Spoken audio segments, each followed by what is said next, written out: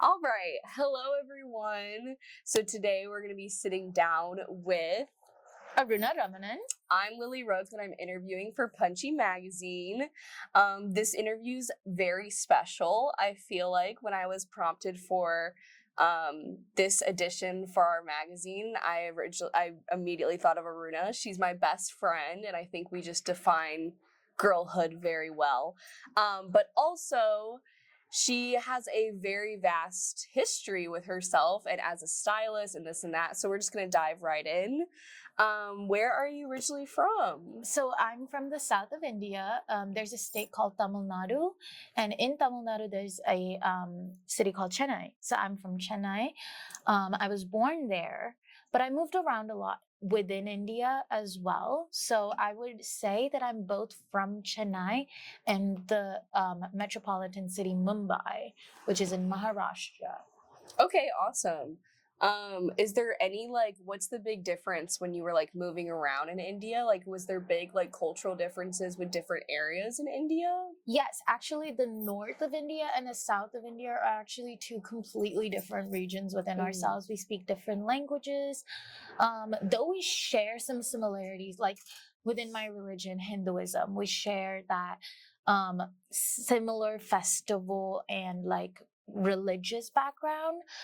How we celebrate it and how it's how the food is and how the music is actually quite different, and it's very interesting to move within India and being able to experience both a mix of the north and the south. Because I speak Tamil, but I also speak Hindi. I also understand a little bit of Marathi, and that's because I was able to move around within India. Same with listening to music and watching movies. I'm able to understand and see these different cultures come through. Yeah. Yeah. That's awesome. And of course, me being your bestie, I also know, but the viewers don't know yet. Where else, after living in India, did you move to and live in? So around the age of 12, I moved to London, and I spent 4 years in London learning and understanding the British culture and how different it was. It was a culture shock for me, moving from a place where you're so comfortable, you know everything, nothing is new to you, and then moving to a completely different place where whatever you thought was normal was just suddenly just categorized as Indian felt very different to me, because I didn't understand a lot of the cultural shift, and I did have a hard time adjusting.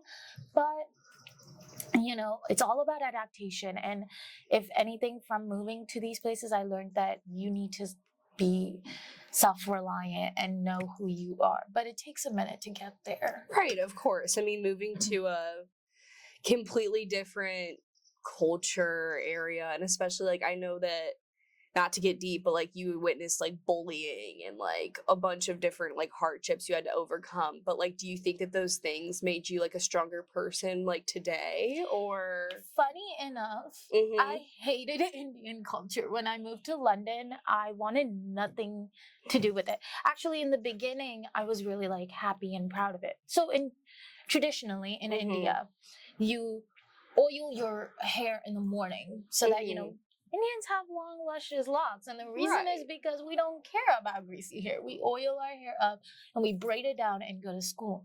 And obviously, when I was going to school, my first day in London, my mom did the same thing. I mean, it was no uniform, but it still felt like I needed to, keep, I guess, my routine going. So, obviously, I went there and I quickly realized that was just not the way to go, because people thought that it was so weird that I was doing that. And so I, at one point around in 6th grade, I would say, just started to really resent my culture and resent because I couldn't make any friends. My food was different. So when I would bring my food to the cafeteria and sit with everybody, people would be like, "Oh my God, what's that colored rice you got going on?" And it was immediately like, okay, like I can't be bringing this. And I would tell my mom, who would pack my lunch every day, be like, I want to eat school lunch. Then when I would go into the school lunch, there was maybe like one vegetarian option. And Lily knows I'm a very picky eater. So being a vegetarian and a picky eater, not a good combination. So I just struggled a lot with trying to find a good balance. And at one point I just rejected it. I was like, I'm who I am when I'm in India. I'll be like, the colorful, bubbly, fun stuff you guys know today.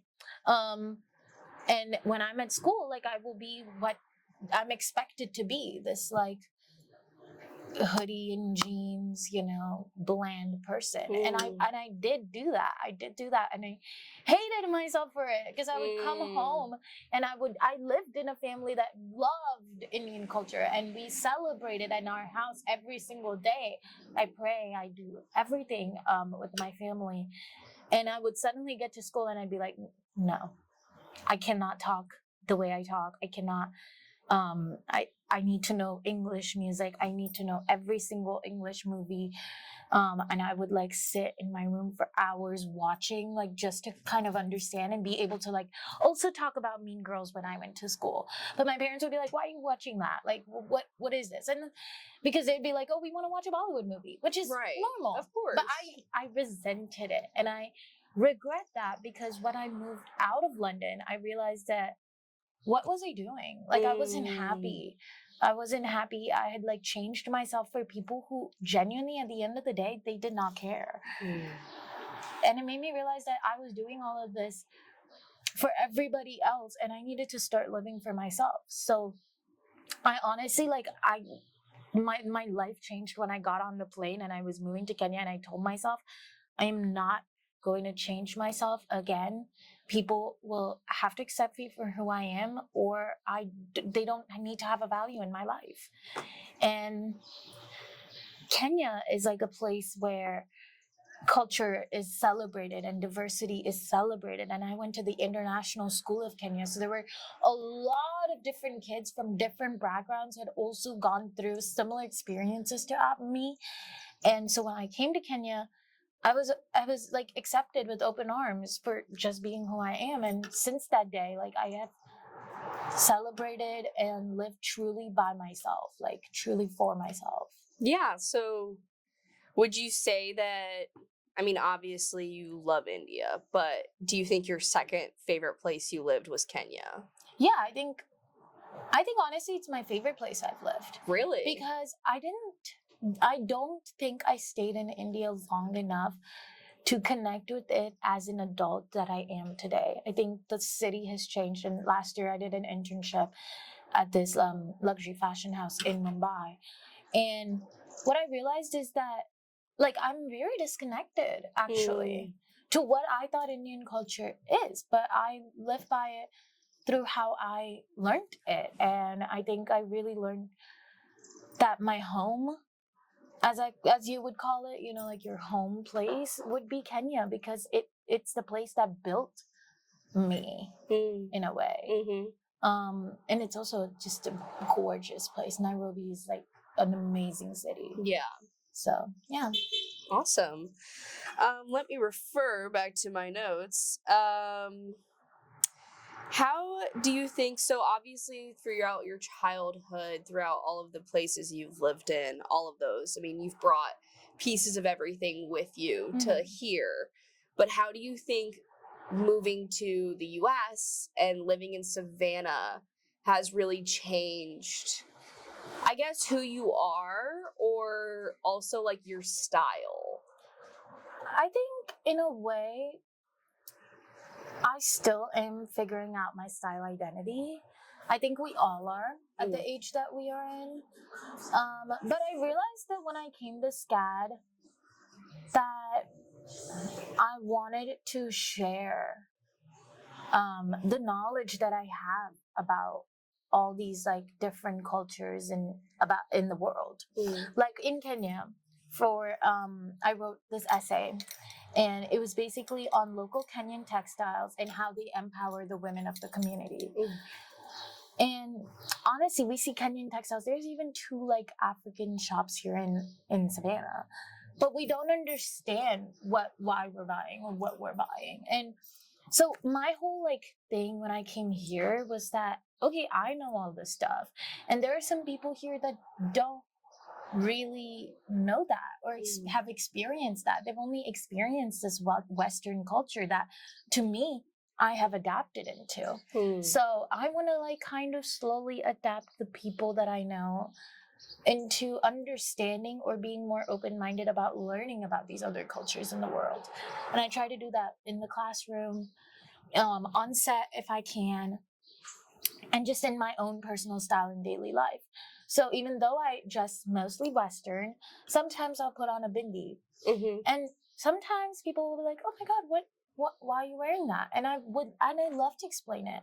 I love to teach them and help them understand what it is too. Okay, awesome. That's really interesting.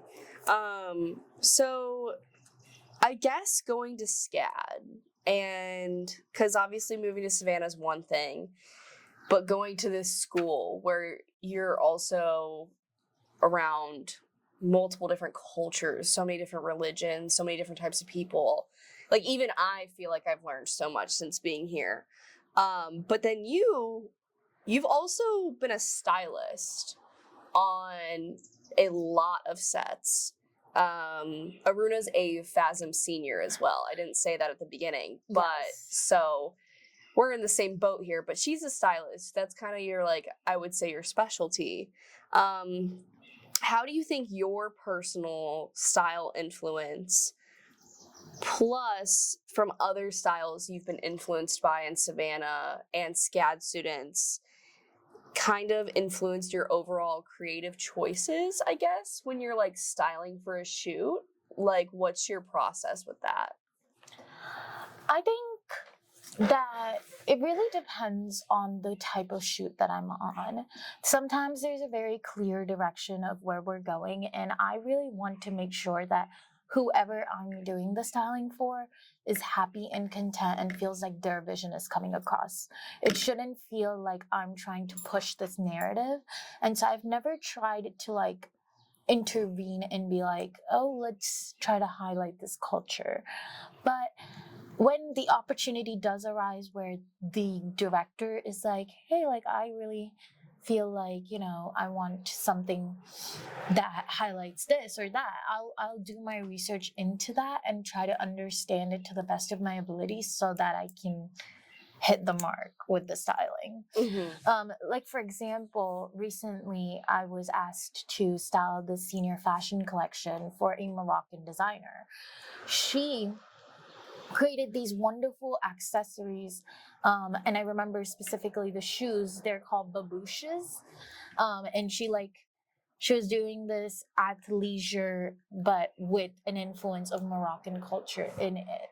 And so she asked me like if I could help her style some jewelry, and like we picked out from her own closet, like from her Moroccan influence.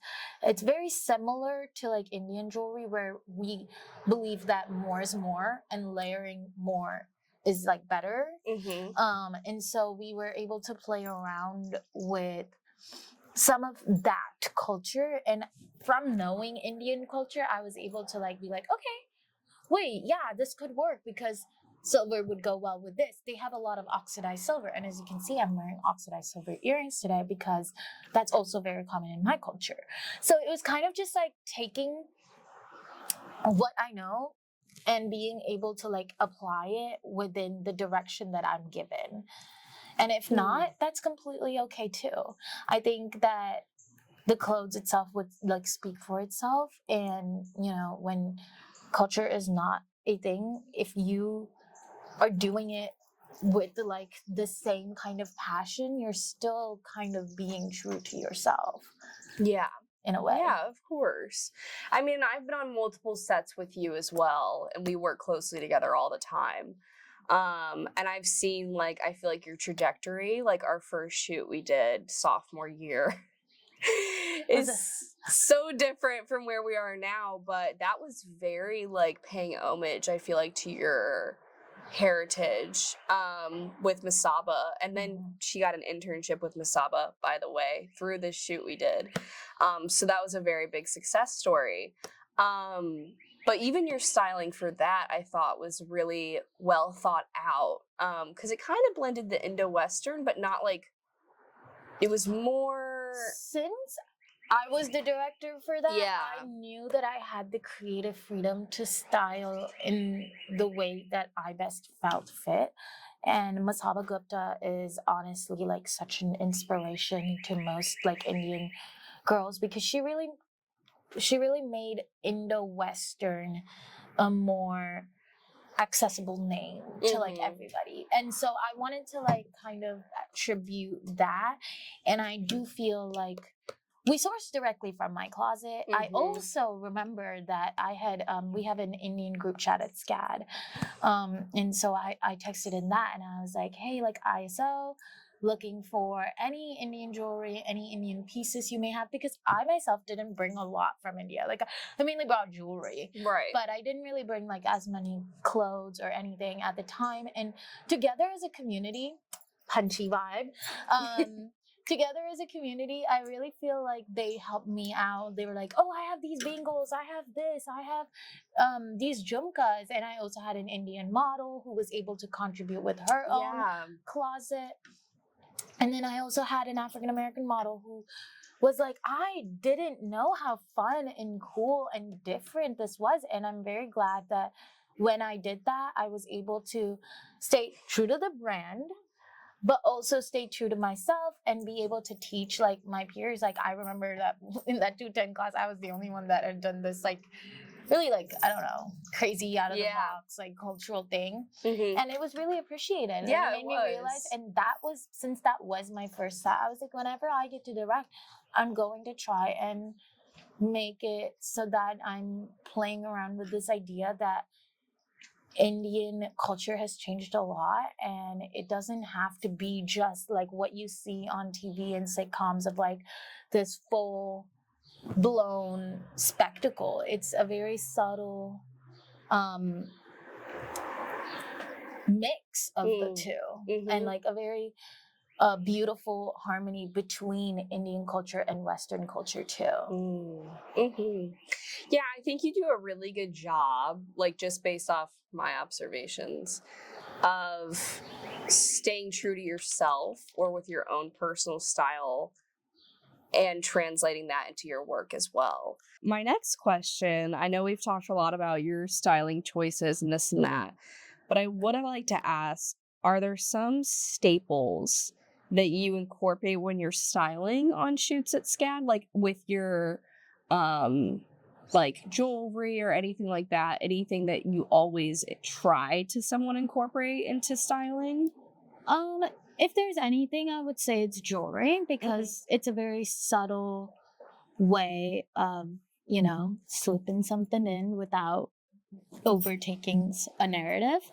So yeah, I would say like it's the little, like maybe little gold jhumkas or silver jhumkas, or if not, if that's too much as well, we go for something more simple, like maybe in footwear, like well, there's a lot of different types of like Indian ballet flats that look really cute that I can like always just slip in as an accessory. So yeah, I would say that's it. So you like to accessorize more, I would say. Yes. Which is a great way, I think, of blending with Western style, because I think sometimes, to segue into this next question, which might be a hot topic, I think sometimes in Western culture, especially trying to blend cultures, we lose the narrative a little bit.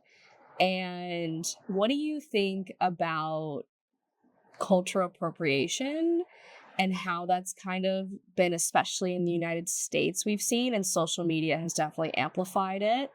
So what's your take on cultural appropriation versus cultural appreciation? Like, where do you think the fine line gets crossed, I guess? Or how do you approach?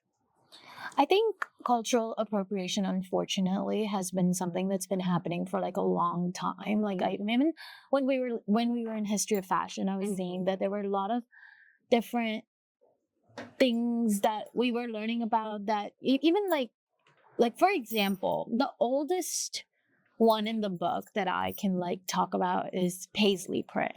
Paisley print is like traditionally a more Scottish, like British, Scottish, like coming from the western side of the world. But it was taken directly from during colonization from like Indian artisans and Pakistani artisans. Now, there's a lot going on in the media, and social media has really amplified it because people can see what it is and then be like, oh, that's cool, I'm gonna copy it. Right. And I think one of the biggest ones I've been seeing is the Scandinavian scarf trend. Scandinavian scarves, they don't exist, and I don't think people like know that. Like it's called a dupatta. It's just a little shawl or a little scarf that we wear with really nice Indian ethnic pieces, or like not just Indian ethnic, but like South Asian ethnic pieces. And as a community, I think everybody, like at least I know the South Asian community was like upset, and as they should be, because there was absolutely no credit given, and then it was suddenly credited to the Scandinavian culture that never even really had it in the first place. Because if you think about it, Scandinavia is cold. Like we have our shawls to like protect us from the sun. Like it makes no sense, and it's really contradictory, but a lot of people like are unaware of that. Same with the appropriation that Ralph Lauren recently did with their printed skirt. There's a printed maxi skirt that has this traditional Indian fabric manipulation, like a type of dyeing technique called bandhani. And it's only like it's done with mustard seeds. It's a very intricate, and all Ralph Lauren has done is like printed it on a skirt and then called it like a printed wrap skirt. Due to the backlash, they went back and changed the description. They said printed wrap skirt in bandhani style. However, though they did do that, it's like about doing the bare minimum. You're not actually telling anybody or teaching them or about anything. So I think that is appropriation still. If they had maybe done a small, like, I don't know, a small reel. They're very big Instagram following. Like, it's Ralph Lauren. They could have maybe gone a little bit in depth, and it would have shown that they learned from their mistake and now they're appreciating the culture. Though it just felt like they were just adding a slap it on, trying to cover their ass. Yes. And I feel like lately. And I feel like it's not asking for a lot. No. Just use the proper names. Like there are so many things that we use the real name for. Why aren't we doing it for these smaller communities that are actually not even small communities anymore, are growing major economies? Yeah. That's all. Same with like Princess Polly for this whole like festival season, Coachella season, has been releasing sequin 2-piece sets, which is basically just a adapted version of a lehenga or a traditional sharara. These are like 2-piece sets that we've had, and it's been more modernized, which I think is great. I think why not modernize it? We're trying to do that in India too, making like cute little crop tops and skirts out of it. I think it's great, but why don't we just call it what it is rather than just saying sequin, glittery 2-piece set with scarf? Why don't we just say sequin mini lehenga scarf? Right. I don't know. Just giving